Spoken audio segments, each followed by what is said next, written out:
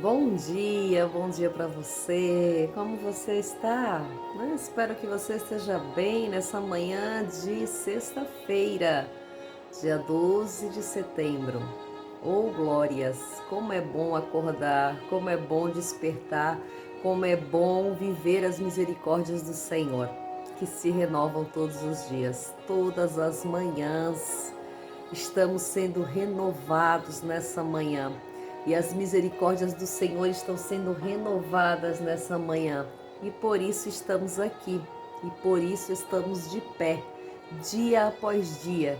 Dia após dia, o Senhor está renovando as nossas forças para vencermos mais um dia, para prosperarmos mais um dia, para agradecermos mais um dia. E que bom que você está aí. Que bom que você pode viver o melhor dessa terra. O melhor momento é hoje. Não espere amanhã, não espere depois de amanhã para viver coisas boas, coisas novas, coisas frutíferas. Viva hoje, porque o hoje pertence ao Senhor, assim como o futuro pertence a Deus. Mas hoje estamos aqui, as misericórdias do Senhor se renovaram e temos a possibilidade de viver o melhor nesse dia. Então desperte com esperança, desperte com alegria, desperte com a certeza que o Senhor está cuidando de você. Oh glória! Glórias ao Senhor Jesus, que bom, que bom, que bom estar despertados nessa manhã. Eu louvo a Deus porque temos que agradecer todos os dias. Despertar na presença do Senhor é uma dádiva. Despertar na presença do Senhor é um presente. E que bom que o Senhor me deu este presente nessa manhã. Estar de pé é saber que o Senhor nos concedeu esta manhã para viver o melhor. Então que nessa manhã possamos viver o melhor do Senhor nessa terra. Amém?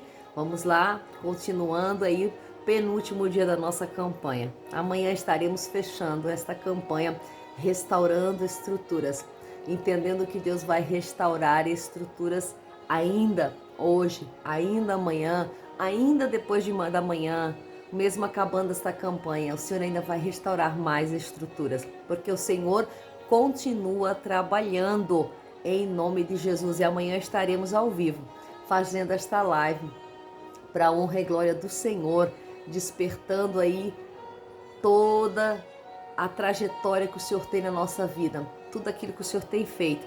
Vamos estar ministrando ao vivo para você. Acompanhe, compartilhe amanhã, porque Deus vai fazer grandes coisas. Que o Espírito Santo trabalhe de uma forma sobrenatural na nossa vida, hoje, amanhã e para sempre.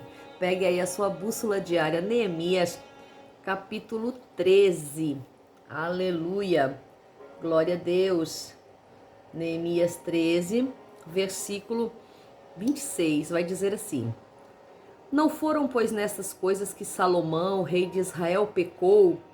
Entre as muitas nações, não havia rei como ele, e ele era amado do seu Deus. E Deus o estabeleceu como rei sobre todo Israel. Ainda assim, as mulheres estrangeiras o fizeram pecar. E dar-nos-íamos por vencido, permitindo que continue nesse grave delito, casando-vos com mulheres estrangeiras, sendo infiéis ao nosso Deus. E um dos filhos de Joiada, filho do sumo sacerdote Eliasibe, era genro de Sambalate, o Oronita. Por isso o afugentei de mim. Lembra-te, ó Deus, meu, pois contaminaram o sacerdócio e também a aliança sacerdotal e levítica. Glórias a Deus. Oh, aleluia. Vamos dar a continuidade hoje da palavra de ontem.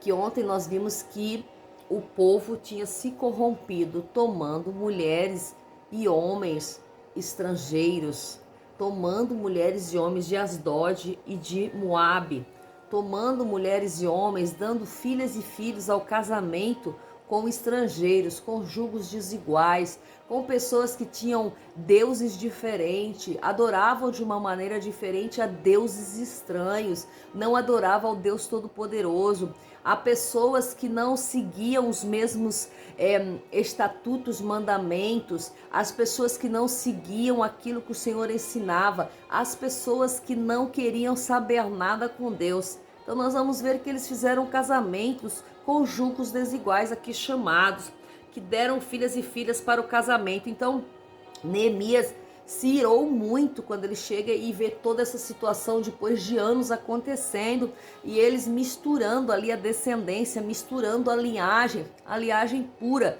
que eles tinham. Então Neemias se ira, né? Diz aqui no versículo 25 que ele até espancou, arrancou cabelos de alguns homens ali que estavam no meio daquele povo, que ele bateu mesmo, que ele brigou e fez ele jurar por Deus que não tomariam mais filhas, que não dariam mais as filhas aos filhos deles e também não tomariam as filhas deles, nem os filhos deles para um casamento, para uma aliança, porque um casamento é uma aliança, um casamento é uma ligação de famílias, de uniões. Então ali estavam se alinhando, né, alicerçando-se, aliançando-se com outros povos. Então Neemias se ira muito e faz eles prometerem, fazerem jurarem que não continuariam com esta prática. E aí Neemias fala, não foi por isso que o rei Salomão perdeu o seu reino? Não foi por isso que o homem mais sábio da terra, né? O rei Salomão pecou contra todos. Ele entrou em pecado, o rei Salomão. Lá no versículo de 1 Reis está dizendo, né, que Salomão, ele se afastou, ele afastou o coração dele do Senhor Jeová. E então Jeová aparece 2 vezes para Salomão e fala com ele, para ele se apartar do pecado, se apartar daquilo que ele estava vivendo. Porque Salomão pecou, Salomão entrou no pecado por contrair casamento, por se unir a mulheres estrangeiras, porque elas se uniram a ele se uniu a elas, e elas trouxeram os deuses. Elas trouxeram os rituais, elas trouxeram os hábitos dos outros deuses para dentro da casa de Salomão. E Salomão pecou, Salomão se entregou ao pecado, Salomão se entregou à adoração de outros deuses, Salomão se entregou completamente e perdeu a conexão com Deus. E Deus desce e fala com ele, porque está na tua mente, não tens guardado o meu pacto, os meus estatutos que te ordenei, eu tirarei de ti o teu reino e darei a teu servo. Então Deus faz uma promessa, né? Uma promessa. Deus vai tirar o reino do Salomão. Deus vai tirar o reino do rei. Imagina qual é o castigo maior para o rei? É tirar o reino dele. Um castigo maior que existe. Então, às vezes a gente acha que Deus não castiga, Deus não nos dá coisas, não permite que coisas ruins aconteçam. Permite, veja só. Deus desce, Deus fala, mas primeiro Deus avisa, Deus fala, Deus nos ensina, Deus quer que a gente volte para o caminho, Deus quer que a gente se oriente, Deus quer que a gente se coloque na presença. Mas aí Salomão não mudou nada, Salomão não escutou, diz que Deus veio por 2 vezes. Diz aqui no versículo 9 de 1 Reis 11, Deus desceu 2 vezes e falou com Salomão, muda.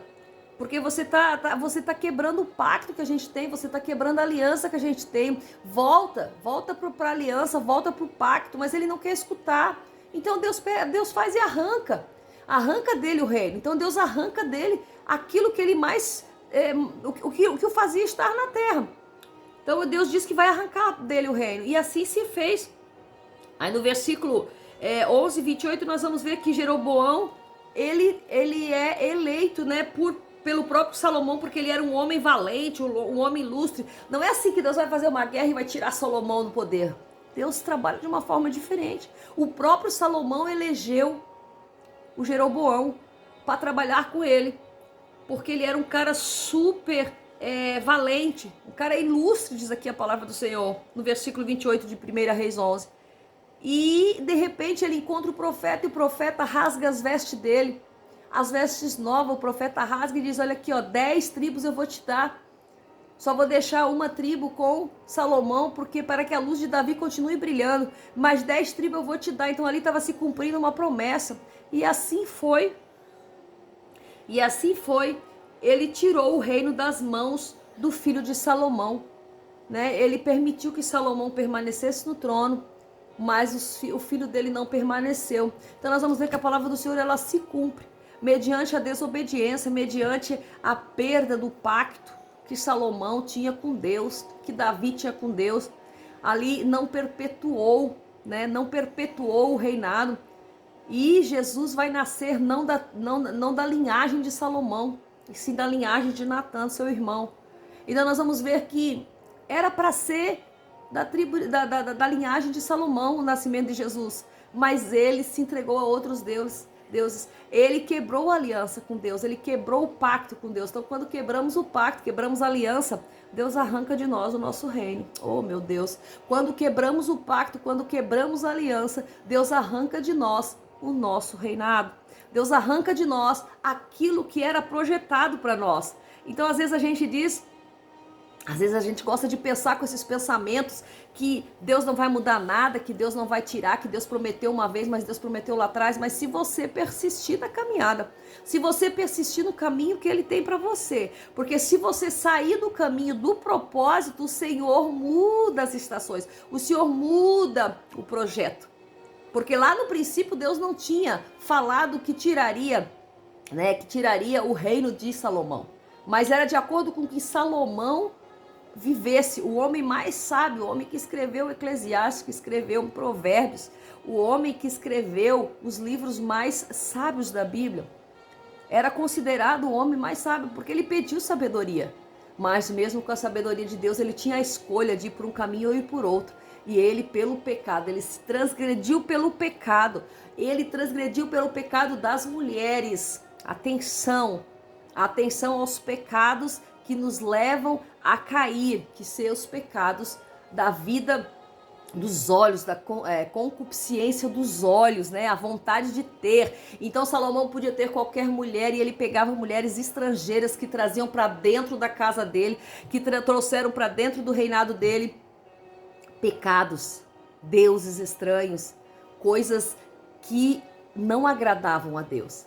Então aqui Neemias vai falar, vai lembrar a eles o porquê que Salomão trouxe o pecado para dentro. E aí sim, ele estava explicando para o povo judaico ali, o povo judeu, que Salomão também trouxe pecado. Então era para eles pararem com aquilo, de trazer jugo desigual, de trazer pecado para dentro da casa de Deus, de trazer pessoas que não eram aptas a estar ali, pessoas que adoravam outros deuses, pessoas que praticavam o pecado, praticavam coisas que desagradavam. Então nós vamos ver que Neemias estava ensinando o povo.